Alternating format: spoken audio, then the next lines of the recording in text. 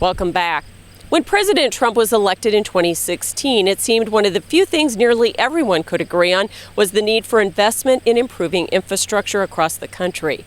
But as Jenny Schlecht reports in this week's AgWeek cover story, rural areas are still waiting for badly needed improvements. Rural areas in the United States have a lot of problems with infrastructure.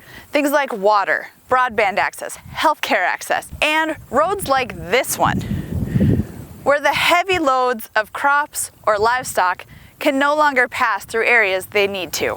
A lot of the rural infrastructure was built by, my grandpa and great-grandpa, and that was built before we had semi-trailers and trucks and huge farm equipment. Terry Wanzik is a central North Dakota farmer and a longtime state senator. He spent a lot of his political career advocating for investment in rural infrastructure, especially roads. Rural infrastructure should be important to everybody in the state, not just those of us who live in the rural area, but anyone who cares about our major economies, energy and agriculture. Todd Van Hoos is president and CEO of the Farm Credit Council, which represents the farm credit system in Washington, D.C.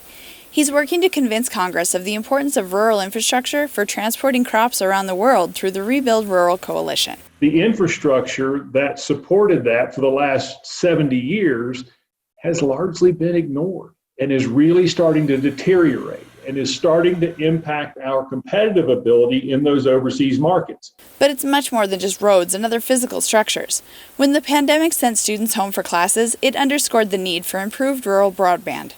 Rachel Prevo's family ranch is in far eastern Montana, and she found it nearly impossible to complete her classwork during the pandemic.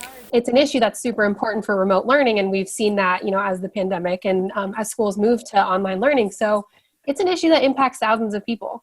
In Stutsman County, North Dakota, this is Jenny Schlecht for AgWeek.